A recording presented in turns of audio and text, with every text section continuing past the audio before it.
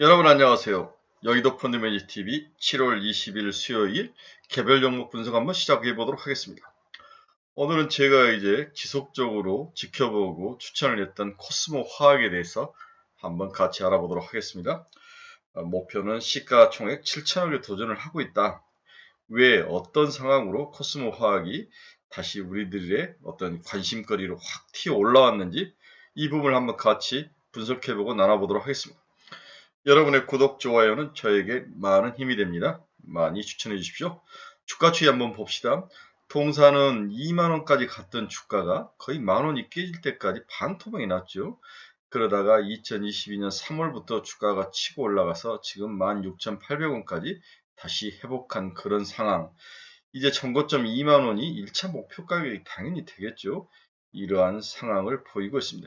MACD도 올라가다가 살짝 영선에서 다시 턴에서 올라오는 대표적인 강세 종목들의 모습이 나오고 있는 그런 상황이다. 이렇게 볼 수 있습니다.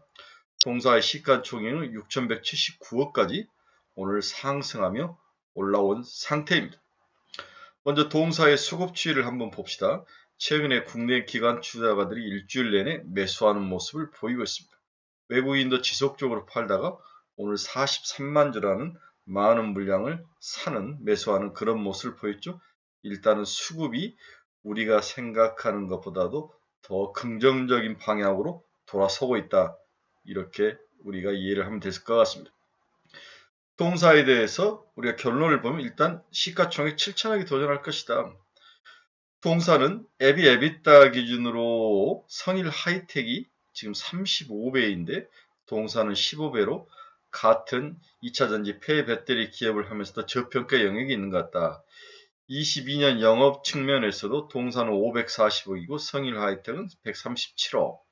그래서 성일 하이텍 대비 동사의 영업이익도 큰 상황입니다. 시가총액은 우리 성일 하이텍이 얼마를 예상하는지 모르겠지만 일단은 8천억에 도전을 할 것이다. 이런 가정이 있고요. 지금 코스모 화학은 이제 6천억을 통과한 상태입니다.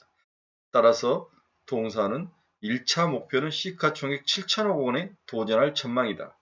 그때까지 매수해서 견디는 거죠. 일단은 2만 원이 1차 목표 가격이다. 이렇게 이해를 하시고 플레이를 하시는 게 좋을 것 같습니다.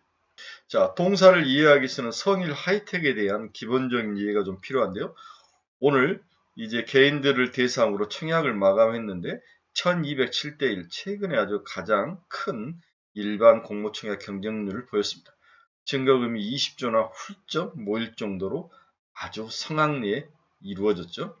성일 하이텍은 2000년대에 설립된 친환경 2차전지 리사이클링 전문기업으로 전기차, 휴대폰, 노트북, ESS, 에너지 저장 장치, 전동공구 등 제품에 포함된 2차 전지로부터 유가 금속을 추출하는 그런 기업이죠. 국내 유일의 2차 전지 리사이클링 일괄 공정을 보유하고 있습니다. 성일 하이텍의 연결 기준 매출액은 2020년에 659억. 그래서 지난해 이 659억보다 123% 증가해서 1472억까지 일단 매출액이 증가를 했습니다. 거의 더블로 증가를 하는 모습을 보이고 있네요.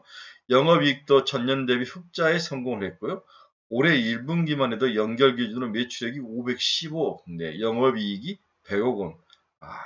1분기만 100억을 내는 그러한 뚝심 있는 모습을 보여주고 있네요. 일단 상장을 앞두고 뭔가를 끌어당겨서 최선을 다해서 숫자 만들기에 나선 것으로 보이고 있습니다. 이러한 기본적인 특징을 가지고 있는 성일 하이텍이 시장에 들어오면서 IPO가 되면서 우리가 폐배터리 말로만 일으켰던 폐배터리의 전통적인 강자가 시장에 들어온 거죠. 그래서 1207대 1이라는 놀라운 경쟁률을 보였는데 이러한 것들을 보면서 관련 기업들의 밸류에이션이 올라갈 수밖에 없는 거죠. 성일 하이텍과 관련된 폐배터리를 하는 기업들이 올라가는데 그 대표적인 수혜주가 오늘 우리가 코스모 화학이 확 먼저 1차적으로 튀어져 올라오는 그러한 독특한 모습을 보였다는 사실이 매우 중요합니다. 우리가 성일 하이텍의 밸류에이션을 어떻게 측정했는지 한번 보면 에비에비따로 측정을 한 것 같아요. 그렇죠? LNF의 에비에비따를 보면은 에비에비따 여기 있죠? 에비에비따가 평균 67.5배. 코스모 신소재가 38.7배, 포스코 케미칼이 55.4배, 후성이 13배, 그리고 첨보가 32.3배, 평균 35배를 받는데 이 평균 EV/EBITDA, 2차전지 관련 기업의 평균 EV/EBITDA를 가지고 밸류에이션을 했던 것 같습니다. 거기에 비해서 코스모 화학은 15배밖에 안 되는 거죠. 이만큼 저평가되어 있는 기업이 코스모 화학이다. 밸류에이션이 당분간 올라갈 확률이 높아 보인다. 이렇게 이해를 하시는 게 동사를 이해하는데 가장 큰 핵심 키포인트라고 볼 수 있습니다. 자, 그러면 코스모 화학은 어떤 기업인가? 늘 제가 어떤 기업을 한번 분석할 때 먼저 이 회사는 무엇 하는 기업인가? 이 뭐랄까요? 이 회사가 생산하는 그 제품에 대한 블랙다운이 가장 중요하다고 그랬죠. 그 블랙다운한 제품 중에서 누가 매출액이 가장 크고 매출액뿐만 아니라 영업이익은 또 누가 제일 많고 잘 나오고 최근에는 어떤 사업이 제일 시장에서 경쟁력이 있고 잘 되고 꿈과 희망과 그로스를 가지고 있는가 이런 식으로 논리적인 사고적 트리 구조를 가지고 접근을 하라고 여러 번 이야기를 해드렸죠. 동사는 이산화 티타늄과 황산 코발트를 제조하는 기업이었습니다. 이산화 티타늄과 황산 코발트를 제조한 기업이었는데 자회사로 양극재를 생산하는 코스모 신소재 지분 27.6%를 들고 있습니다. 코스모 신소재 양극재를 생산하는 코스모 신소재를 자회사로 들고 있습니다. 동사가 생산한 이산화 티타늄은 뭐냐? 이산화 티타늄은 백색 안료이죠. 백색 안료로 플라스틱, 도료, 고무, 제지 등에 사용되며 수요가 경기 변동과 아주 관련이 큰 경기 민감주라고 볼 수 있습니다. 황산 코발트 산업은 수산화 코발트와 폐배터리 스크래블을 구매해서 코발트를 회수 판매하고 있는 그러한 사업부가 황산 코발트 산업입니다. 그러니까 수산화 코발트와 폐배터리 스크랩을 통해서 황산 코발트를 축출해 가지고 회수 판매하고 있는 사업부가 바로 황산 코발트 사업이라는 거죠. 그렇죠? 따라서 동사는 이산화 티타늄과 황산 코발트 사업 이 두 개로 되어 있다. 주요 판매체는 국내 2차전지 전구체 생산 기업이며 현재 캐파는 연산 1200톤 규모로 알려져 있다. 이렇게 뭔가를 배터리 스크랩을 통해서 코발트, 황산 코발트를 통해서 기초 소재를 뽑아낸 이후에 이러한 것을 전구체 관련 기업에게 다시 근처에 대파는 그러한 기업이다. 그래서 자회사인 코스모 신소재에게 다시 대파는 그러한 구조다. 이렇게 이해를 하면 되죠. 코스모 신소재는 LG 에너지 솔루션의 2차 벤더에 속한 그러한 좋은 기업입니다. 자, 이러한 기업을 하고 있는 동사는 최근에 우리 눈에 확 각광을 받기 시작한 것은 성일 하이텍이라는 폐배터리계 왕자가 IPO 수혜책이 들어갔다는 거죠. 1207대1이라는 놀라운 그러한 수혜를 예측을 보였는데 참여기간 96.5%가 희망 공모 가격 상단인 47,500원 상단 이상의 주문을 넣었다는 거죠. 그렇죠? 이 회사는 공모가를 당초 제시했던 희망범인 47,000원에서 47,500원 사이에 최상단 5만원 수준으로 확정할 정도로 아주 흥행에 성공을 했다. 이렇게 볼 수 있습니다. 참여기간의 38.9%가 일정 기간 확보 물량을 팔지 않겠다는 락업을 걸었다는 거죠. 의무 보호 확약을 제시할 정도로 아주 IPO 수요 예측에 호황을 보이는 그런 하루였습니다. 이 영향으로 동기업과 비슷한 비즈니스를 하고 있는 코스모 화학의 사람들의 이목이 당연히 쏠리죠. 이렇게 경쟁력이 치열한 기업에서 들어가기보다는 비슷한 일을 하면서도 저평가되어 있는 우리 코스모 화학 쪽으로 매기가 쏠렸다, 매수가 쏠렸다 이렇게 보시면 될 것 같습니다. 자, 그러면 우리는 앞에서 이야기했던 그 여러 가지 그 사업부 중에서 우리가 이산화 티타늄이라는 그러한 사업부보다는 황산 코발트, 즉 폐배터리에서 황산 코발트를 출처한 이 사업부에 우리가 집중해서 포커스를 맞추고 한번 분석을 해보도록 하겠습니다. 동사는 2차전지 폐배터리 비즈니스에 어떤 기술을 가지고 있으면 어느 정도의 사업력과 그리고 향후의 매출이라든지 실적은 어떻게 될 것인지 이런 부분을 우리가 집중해서 보는 게 훨씬 더 중요한 투자 포인트라고 생각을 해서 동사의 2차전지 폐배터리 산업에 포커스를 맞추고 분석을 한번 해보도록 하겠습니다. 동사는 최근 폐배터리 리사이클 사업에 투자를 하겠다고 발표를 했는데 황산 코발트 제조 경험을 바탕으로 2020년부터 NCM, 니켈, 코발트, 말간과 리튬을 분리 회수 공정을 개발해 왔고 기술 개발과 경제성 검토를 완료하여 최종 투자를 결정했다. 폐배터리 리사이클링 사업에 투자를 결정했던 거죠. 황산 코발트를 제조하는 경험이 동사가 폐배터리 사업에 집중하게 된 좋은 그런 원인을 제공한 거죠. A상 카펙스는 NCM 리사이클링에 300억과 리튬 축출하는데 160억 이렇게 해서 총 460억을 투자할 계획을 발표를 했습니다. 필요한 자금은 최근 주주배정 유상증자를 통해 조달하였고 신주는 지난 7월 6일에 상장되었습니다. 이번 투자를 통해 확보된 캐파는 2023년 초까지 니켈은 연 2천만 톤, 코발트 연 2천만 톤, 니켈 연 1천만 톤, 그렇죠? 예.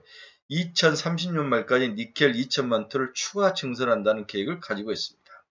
네, 그래서 동사의 2023년까지 니켈 2천만 톤, 코발트 연 2천만 톤을 가지고 있는데 향후에 니켈 1천만 톤, 그리고 2023년도까지 니켈 2천만 톤으로 이렇게 추가로 증설을 할 그러한 계획을 가지고 있다. 생산을 할 수 있는 그러한 시설에 투자하겠다는 게 동사가 최근 발표한 그러한 목표입니다. 제품 가격 변동에 따라 매출액과 이익률이 크게 변동할 수 있는 사업이기 때문에 매출액은 현 시점에서 대략적인 규모만 파악한다는 관점에서 보게 되면 현재 LME 시세 기준으로 매출액은 약 3천억 원, OP 마진은 10에서 15%, 회수율 90% 이상을 가정 시 이 정도 수준을 예상을 하고 있습니다. 2023년 정도에 초기에는 폐배터리 스크랩을 구매해와 분리 회수할 계획이나 향후에는 전 모든 처리 과정의 전체를 투자할 계획을 가지고 있습니다.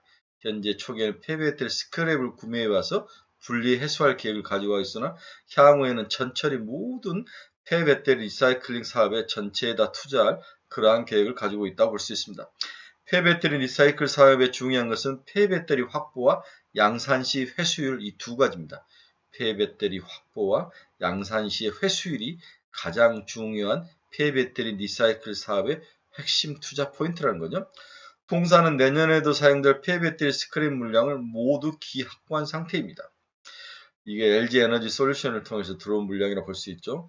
회수율은 제품 개발 단계에서 경제성 확보를 확인하였으나 양산 단계에서 회수율은 가동 후 확인이 필요해 보이는 그러한 투자 포인트라고 볼 수 있습니다. 그래서 애널리스트가 보고 있는 폐배터리 리사이클용 사업 목표 캐파를 보면 니켈이 2천만 톤, 코발트가 2천만 톤, 리튬이 1천만 톤 이렇게 되어 있고 매출액으로 항소하면 니켈이 560억, 다음에 코발트가 1690억, 리튬이 920억, 그래서 총 3176억이라는 그러한 사업 목표 캐파를 가지고 있다. 2023년까지 이렇게 정리를 해볼 수 있을 것 같습니다. 성일 하이텍은 주로 삼성 SDI 물량을 많이 처리한다고 볼 수 있는데 동사는 자회사인 코스모 신소재와 협업이 가능하다는 게 가장 큰 특징이라고 볼 수 있습니다. 코스모 신소재는 LG 엔솔의 납품업체죠. 자회사인 코스모 신소재가 동사의 리사이클링 공장 바로 옆에 전구체 공장을 투자 중이기 때문에 생산량 대부분은 바로 코스모 신소재를 판매해야 될 것으로 예상이 되고 있습니다.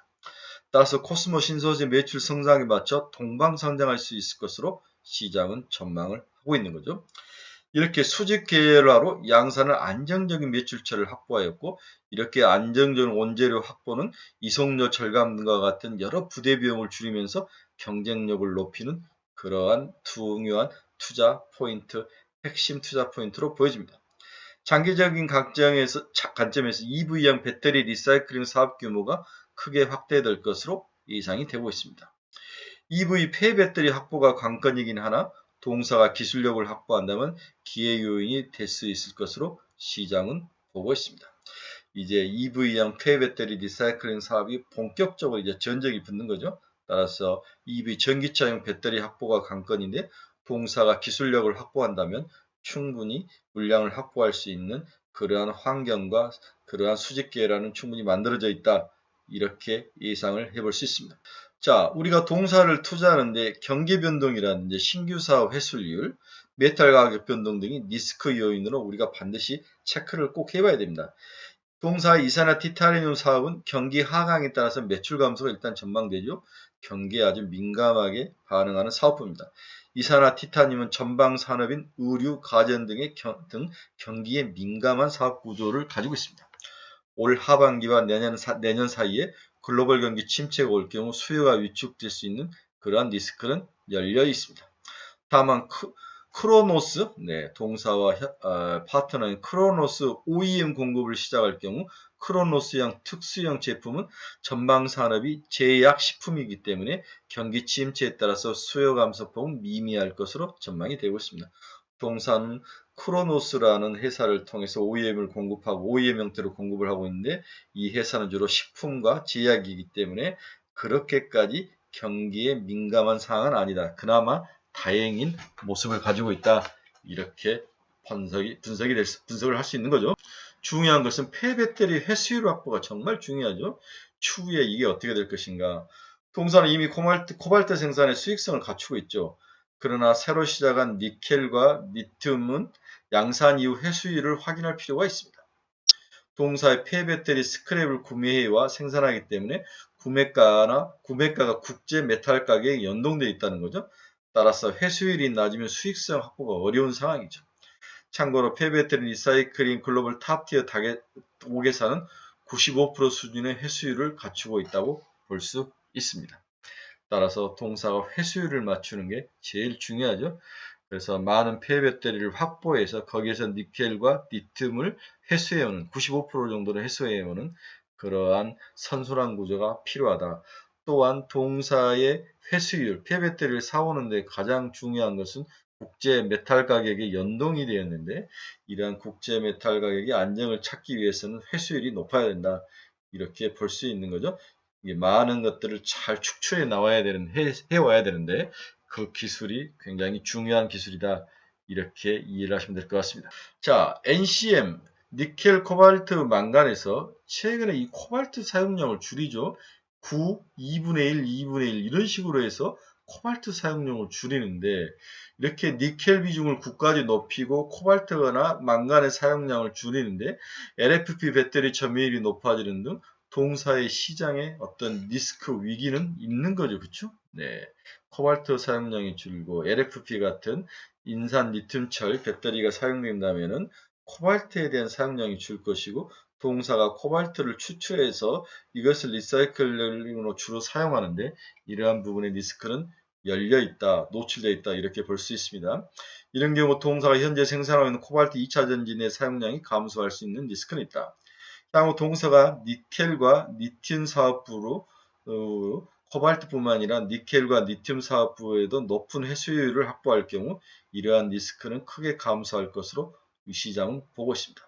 또한 메탈 가격 변동은 2차 전지 수요 증가로 니켈, 코발트, 리튬의 중장기적 가격 상승이 전망되고 있지만 만약 하락 시에는 이익이 감소하는 리스크는 있습니다. 즉 니켈, 코발트, 니켈, 리튬 이런 것들을 생산해서 막상 팔 때 국제 메탈 가격이 하락한다면 동사 이익 폭이 주는 거죠. 따라서 동사 이익은 니켈, 코발트, 망간 같은 국제 원자재 가격이 크게 연동돼서 움직이는데 최근 가격이 위에서 상승세에서 찍고 내려오는 상황이죠. 그렇죠? 이런 면에서 리스크는 반드시 있다. 이렇게 이해를 해야 될 것 같습니다. 자, 그럼 다시 정리하면 업종 자체에 대한 그로스 미래 성장률은 굿이에요. 그러나 까보면은 니켈, 코발트, 망간, 리튬과 같은 원자재 가격이 하락하면 동사의 이익은 하락할 수밖에 없는 구조. 이 구조를 동사가 비용 절감이라든지 선순환 구조, 다음에 자회사와의 협업 플레이 이런 거를 얼마나 잘 보존을 하면서 이겨나가고 밸런스를 맞춰가느냐가 동사의 초창기는 지금은 성인 하이텍 때처럼 밸류에이션 적폐감으로 올라오지만 길게 보면은 이러한 면들도 리스크일 수 있다 이렇게 볼 수 있어. 동사는 일단 시가총액 기준 7천억까지 보고 그 이후에는 매도하는 전략, 이 전략이 가장 중요한 전략이지 않을까. 그래서 2만원까지는 일단 들고 가시다가 2만원 도달 시 매도하는 전략을 여러분들에게 강력히 추천해 드립니다.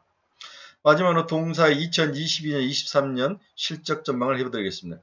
2020년 올해는 연결 매출로 6,880억, 영업이익은 541억, 황산 코발트 매출액은 1,000억 원, 이산화 티티늄 사업부는 1,369억, 23년 연결 매출은 1조 1000, 영업이익은 970억으로 상승할 전망입니다.